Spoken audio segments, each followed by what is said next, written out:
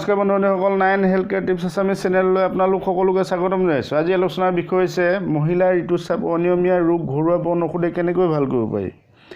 সাধাৰণতে এই ৰোগৰ লক্ষণসমূহৰ বিষয়ে জানো আহক। বহুদিন ঋতুস্ৰাৱ নহয়, কেইমাহমানৰ মূৰত এবাৰ ঋতুস্ৰাৱ হ'লে ৰখিবলৈ মন নকৰা বা একেৰাহে ৰক্তীয় ক্ষয় হৈ থকা, সময়মতে মাহেকীয়া নোহোৱা, শৰীৰ দুৰ্বল হৈ পৰে, তলপেট বিষ হ'ব পাৰে, কঁকাল বিষ হ'ব পাৰে, মাথাও বিষ হ'ব পাৰে।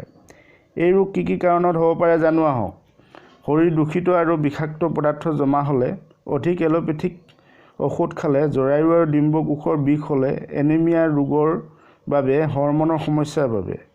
ঋতুস্ৰাৱ অনিয়মীয়া ভাল হোৱা বন ঔষধৰ বিষয়ে জানো আহক। বহুদিন ঋতুস্ৰাৱ নহ'লে ৰঙা জবা ফুল 8 বা 10 পিহি ৰস প্ৰতিদিনে ৰাতিপুৱা খালী পেটত খালে ঋতুস্ৰাৱ হয়। এই ঔষধটো 3 দিন ব্যৱহাৰ কৰিব।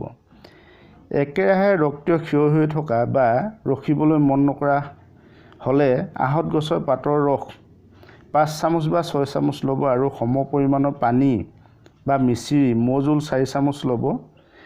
দুইটা মিহলি কৰি প্ৰতিদিনে খালী পেটত খালে এই ৰোগত সুফল পাব। এই ঔষধটো 7 দিন ব্যৱহাৰ কৰিব। আৰু এটা হৈছে, এই ঔষধটো MC হোৱা এদিনৰ আগৰ পৰা এই ঔষধটো খাবলৈ আৰম্ভ কৰিব। এই ঔষধটো 3 দিন ব্যৱহাৰ কৰিব।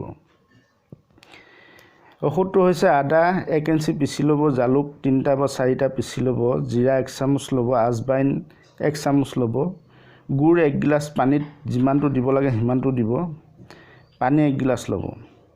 এই গোটেইকেইটা সামগ্ৰী 1 গিলাচ পানীত মিহলি কৰি গৰম কৰি 1 কাপ হ'লে চাহৰ নিচিনাকৈ খাব। এই চাহ ভাল মানুহেও খাব পাৰিব।